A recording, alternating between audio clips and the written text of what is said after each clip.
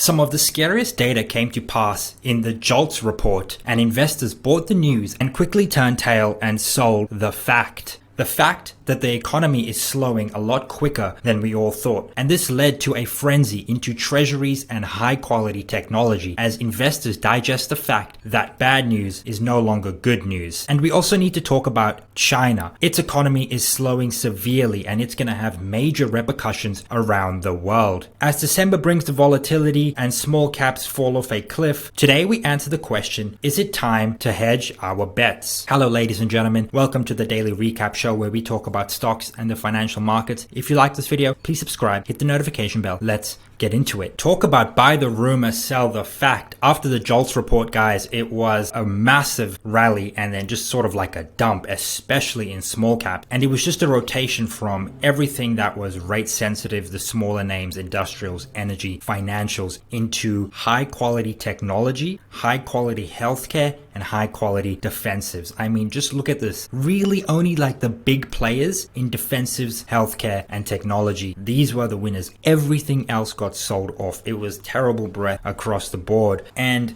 Bloomberg asked investors if they will make money next year, and this is what they said, and this is very, very interesting. My personal investments in 2024 will do what? Better than in 2023, worse than in 2023. And on the surface, you may look at this and think, wow, that's really, really great. It's actually not, because let's think about it. If your investments are to do better in 2024 than they did in 2023, what were you doing in 2023? I mean, the S&P 500 is up 19%, the NASDAQ is up 40%, my portfolio is up 41% year to date. If I don't think my investments are going to do better next year than they did in 2023, and I think a lot of people are sitting in this category, they're chasing the December rally, they're chasing the gains. That just goes to show where positioning is right now. And I also did my own survey on YouTube. And for those of you that don't follow me, go ahead and follow me on YouTube. I do these surveys, these polls every single weekend, Saturday morning. The next 100 points in the S&P 500 up or down, 52% of you said down, 48% of you said up, and it seems that the majority of you are correct for the time being. I'll keep you updated on this one. And can we expect further weakness into the week, into the month? And the answer is yes. Now, this is a chart I put up on Twitter, and normally from about the 27th of November to close to, the 7th,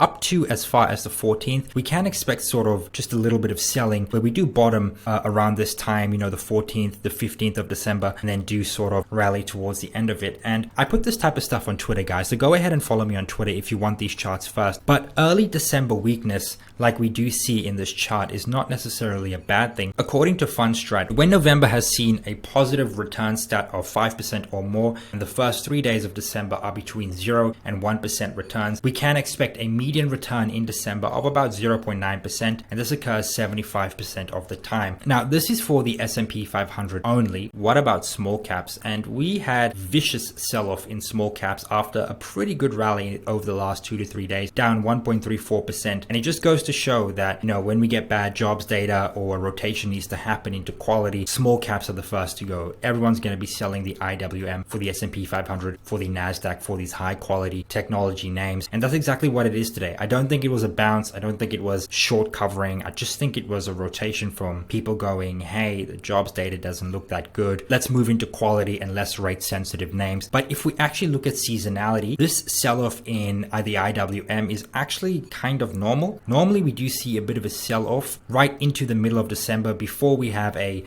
December, January, February run in small caps. Well, we are seeing, quite a bit of volatility in small caps. According to seasonality, we're actually following seasonality quite well, and we should bottom in the next 3 to 4 trading days, according to. But a lot of this rotation from small caps, from mid caps into quality had a lot to do with the JOLTS report as well as ISM numbers, and it was very, very weird. We saw JOLTS right here underperform 8.3 million. We were expecting 9.3, but ISM across the board hit above 50, and this is expansion. Anything above 50 is an expansion. Anything below 50 is a contraction. So this is what investors were grappling with today, ISM numbers versus the actual JOLTS numbers. And the market felt really mixed about everything. We saw an early morning rally after the data in the NASDAQ, in the S&P 500, and then we saw like sell side and then trepid action towards the later part of trade with the Dow Jones just trading sideways as well. And we also saw these changes in the Fed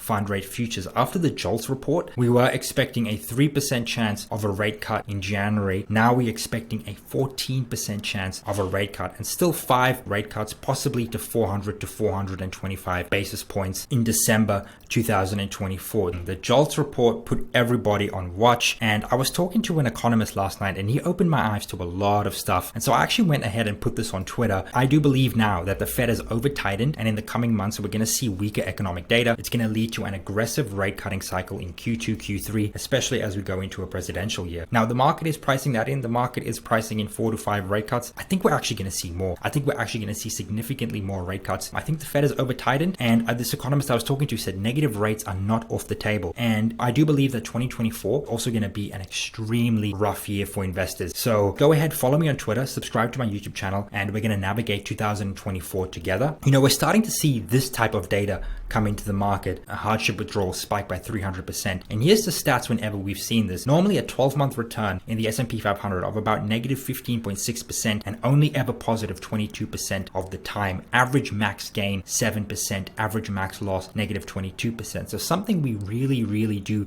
need to be wary of. And we're seeing this again in global central banks have started easing. They've started cutting rates. You know, a lot of these emerging markets and even some developed markets, especially in Europe, not as robust as the US economy. Labor markets are holding in there, but you know, we have seen easing to help with stuff like the real estate market, businesses, corporate real estate, commercial real estate. If we are going to see significant rate cuts in 2024, these are the returns we can expect from treasuries. Let's assume, you know, 150 basis points worth of cuts. You can expect in the 20-year, in the 30-year, something like a 26% total return, 33% total return, and even in the 10-year, 16.4%. And this is why I believe the best hedge that you could put in your portfolio right now is bonds. Have anything from like a 7 to 10 year, and then also have like a 20 year, as well as something like a 6 month. You're going to have the longer duration to take in some of these gains, as well as the shorter duration, just so that you can keep returns you would just get from the yield. And this is actually what we saw today. We did see a rotation from, you know, stuff like utilities, staples, regional banks into technology, into semiconductors, but we also saw a rotation into safe havens, and bonds were the best performing asset today. 1.46% return on bond futures, and we saw stuff like 10 basis point rate falls on stuff like the 30-year and the 20-year. And have a look at the 10-year, guys, 4.178. So very crazy to see the movement in yields, extremely volatile.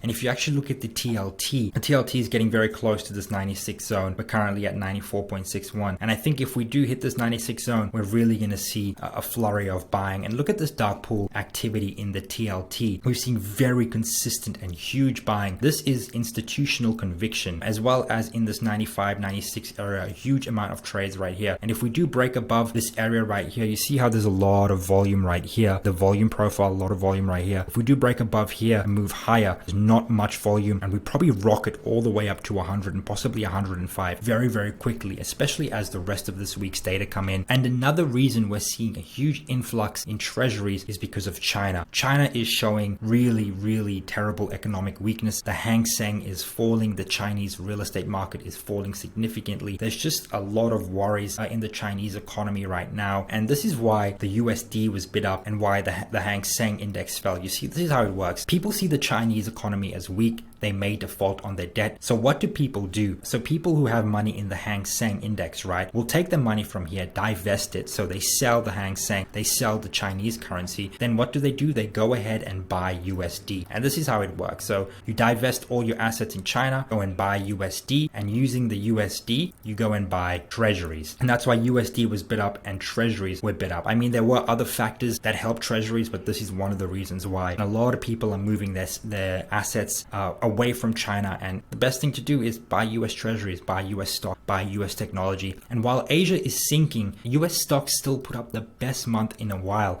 And there's only 3 reasons why the market has moved higher since early November. Yields falling after the QRA announcement, markets pricing in further growth in 2024. And these 2 things right here is directly have to do with the economy. And then number 3 is seasonal and dealer option flows. So don't overcomplicate it at all, guys. And it's very, very simple. When it comes to growth, the market is just trying to price in the growth it's expecting for 2024. We could see that expected long-term growth in the Magnificent 7 is really, really, high, but S&P 500, excluding the Magnificent 7, it's at all-time lows. And the market is trying to figure out which way this is going to go. And a lot of the earnings growth is coming from the Magnificent 7. What Yardeni Research is expecting is about $225 of earnings EPS in 2023, $250 in 2024, and $270 in 2025. And if all of these are to materialize, you're looking at about a 16.9x PE in the S&P 500. Is that cheap? It's pretty good. I would say it's a buy because it is good value, all things considered. But let's talk about the third thing, seasonal and dealer option flows. So we just spoke about, yields, we spoke about growth, earnings per share, and now the third thing, seasonal and dealer option flows. In the first week of the month, especially the second and third week of the month, we have strong charm flows, dealer flows support the market. We are in positive gamma right now, which means the market just tends to do this. We do get dips, but normally dips are bought by dealers, and it's more supportive of the market because in a positive gamma environment, dealers aren't rushing to hedge their portfolios because there's less chance of anything going wrong. Now, this is the S&P 500 total returns for December, all days included, but I've gone ahead and actually looked at the trading days for 2023, as well as what we've done so far. So this is what we're expecting, and this is what's happening. And you can see we're kind of tracking seasonality somewhat. We're sort of in this range, and we're probably going to be in this range up until maybe the 12th, the 13th, or the 14th trading day of the month before we then go ahead and make most of the December gains. So any type of weakness we are seeing right now is actually well within seasonality. Anything can obviously change with the data we're getting, but as it stands right now, we're simply just tracking seasonality quite well. And let's actually hop on the charts and have a look at what we can expect. So this is the S&P 500 year-to-date chart. For those of you that are new here, right here on the 25th and 26th of October,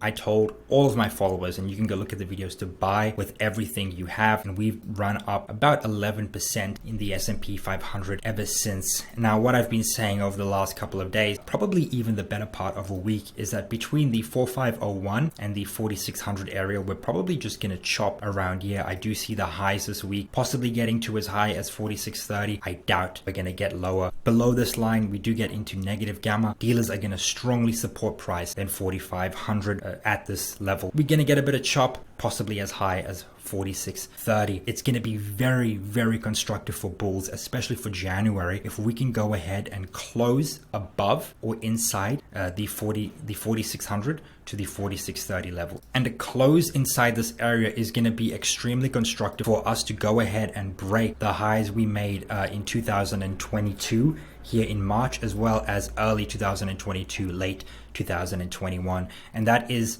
what I believe we're going to go do in 2024. I do think we're going to go ahead and hit all-time highs, especially in the NASDAQ. Now, I got no dark pool activity for you guys, but do be wary of what's ahead in the data this week. A big week of data. We got ADP employment data tomorrow, Thursday, initial jobless claims, and then on Friday, we have the big one, consumer sentiment, hourly earnings, as well as non-farm payrolls. And this is going to be really, really keen. And with the weak jobs report, we could actually see a weak non-farm payrolls report. But again, we do have the people from the UAW strike coming back in, so we're going to have to see how we assess those appropriately. But thank you so much if you've watched up until here, guys. If you like this video, please subscribe, hit that notification bell, leave a comment. You know I love you guys.